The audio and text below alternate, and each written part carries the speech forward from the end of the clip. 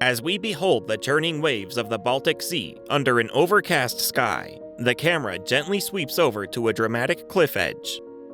Standing there, locked in a perpetual gaze out over the water, is a weather-beaten statue of Odysseus, a legendary figure from ancient Greek mythology, remembered as a great warrior, a shrewd strategist, and the king of Ithaca. His tale of the decade-long journey home from the Trojan War forms the backbone of Homer's epic, the Odyssey. But let's step back for a moment. The Odyssey is not merely a captivating tale spun by a gifted bard. Rather, it's a window into ancient maritime adventures, a narrative that might hold hidden geographical clues and insights into prehistoric sea routes. Some theorists have proposed that the journey of Odysseus didn't meander around the Mediterranean, but deviated significantly northward towards the cold, mysterious waters of the Baltic Sea. We begin in Troy, a city that was said to have fallen to Greek trickery and power thanks to Odysseus' brilliance. He conceived the idea of the Trojan horse, which, disguised as a peace offering, infiltrated the city's defenses, leading to Troy's downfall. This marked the end of a decade-long siege, and the victorious Greeks began to prepare for their journey back home. In Homer's narrative, Odysseus is seen crossing treacherous seas, outwitting mythical creatures, and discovering strange lands and cultures. Yet there are hints, a collection of cryptic breadcrumbs within the verses, which suggest a different path. Some argue that the landscapes, the cultures, the peculiarities noted in the Odyssey bear more resemblance to Northern Europe, specifically the Baltic region, rather than the Mediterranean. The possibility that Odysseus might have sailed these northern seas stems from various clues found in the text of the Odyssey. From Homer's descriptions of unfamiliar sea currents to peculiarly extended periods of daylight to the mention of certain flora and fauna, all of these lend credibility to the unorthodox theory. For instance, one of the first obstacles faced by Odysseus and his crew is their encounter with the lotus eaters. The lotus plant, having a narcotic effect, was foreign to the Greeks. Some researchers suggest it could be a type of water lily, a plant species native to Northern Europe. The tale further describes the land of Lastrygonians, a race of giant cannibals. Here, Odysseus experienced long days, a phenomenon not common in the Mediterranean, but a typical characteristic of the Baltic region during the summer months. And then, we have the island of the Cyclops, a pivotal point in Odysseus' journey.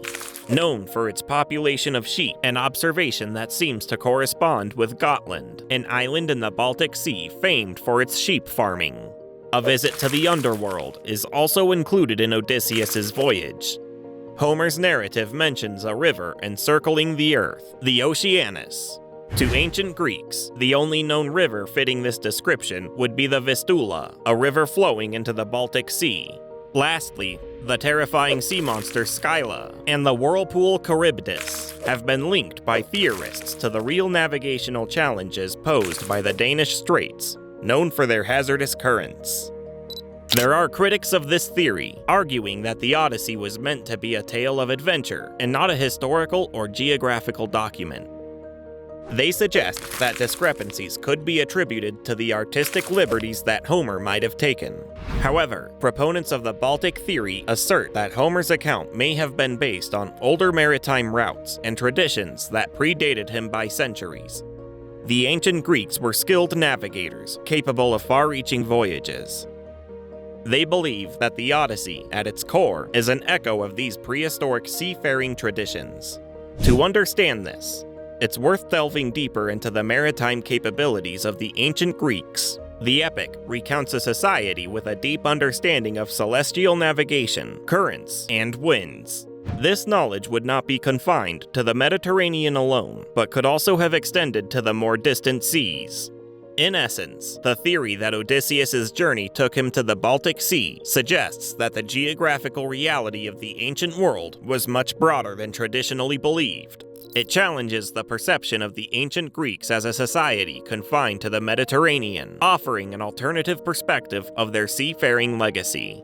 As the sun dips below the horizon, casting long shadows across the statue of Odysseus, we're left with a new perspective of this Greek hero and his epic journey. Was the Baltic Sea part of his decade-long voyage? The question remains open, a testament to the enduring allure of ancient myths, the tantalizing mystery of uncharted seas, and the timeless appeal of an epic adventure. As the camera pulls back, revealing the panorama of the Baltic Sea once again, we reflect on the vastness of the world, both known and unknown to the ancient Greeks. The Odyssey, in this light, is more than a tale of heroism and adventure. It's a voyage through the collective consciousness of an ancient society, an exploration of their understanding of the world and their place within it. So we've looked at Odysseus, the adventurer, navigating through the supposed geography of the Baltic Sea. But what about Odysseus, the man?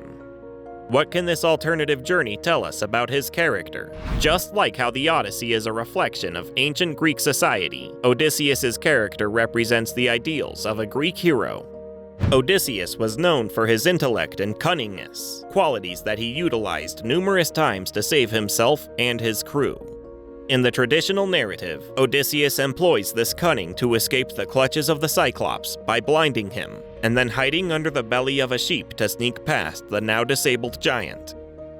But if we place Odysseus in the Baltic region, we must ask, how does this new setting enhance our understanding of Odysseus's intellect and adaptability? If we assume that he was dealing with the unfamiliar landscapes and climates of the northern seas, we get a sense of the enormity of his achievement. The Baltic Sea, with its cold currents, long summer days, unfamiliar flora and fauna, and cultural differences would have posed a formidable challenge. Odysseus' supposed navigation through these waters therefore speaks volumes about his adaptability, his mental toughness, and his strategic prowess. Whether outsmarting a giant cyclops, resisting the enchantment of the sirens, or maneuvering through the hazardous currents of the Danish Straits, Odysseus has to be on his toes, ready to tackle whatever came his way. Odysseus' journey is also a testament to his perseverance and determination. In Homer's epic, he faces a 10-year struggle to return home after the Trojan War. Now, if we think of him battling the elements in the harsh Baltic Sea, encountering cultures and environments far removed from his own, the tenacity and grit of Odysseus shine even brighter. His relentless effort to reach his homeland, despite insurmountable odds, encapsulates the spirit of a true hero. And yet, Odysseus' journey was not just about physical hardships. It was also a voyage of personal growth and introspection. The various lands he visited and the people he encountered along the way were not just physical obstacles to overcome, but were also crucial elements of his character development. Encountering different cultures, grappling with unique challenges, and learning from his experiences, Odysseus' journey through the Baltic could have molded him into the wise and experienced ruler who finally returned to Ithaca. Finally, consider the broader perspective that this theory brings to the Odyssey.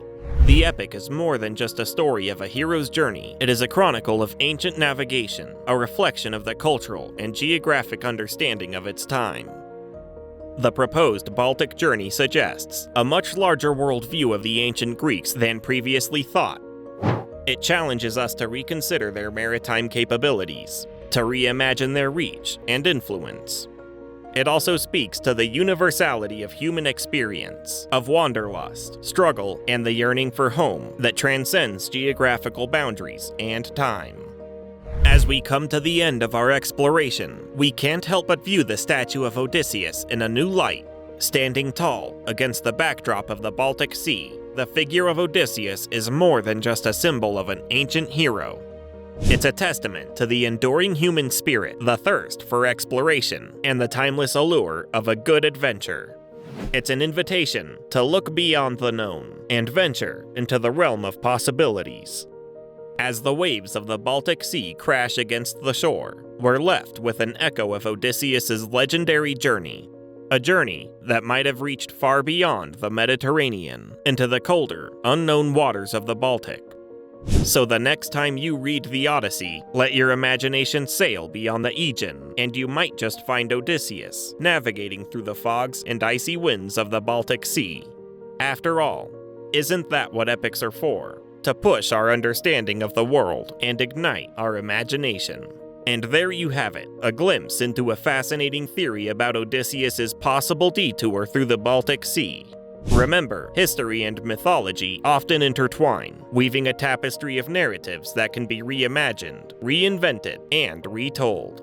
As long as we keep asking questions and seeking answers, the story of Odysseus and other legendary heroes will continue to captivate and inspire us, no matter where their journeys might have taken them.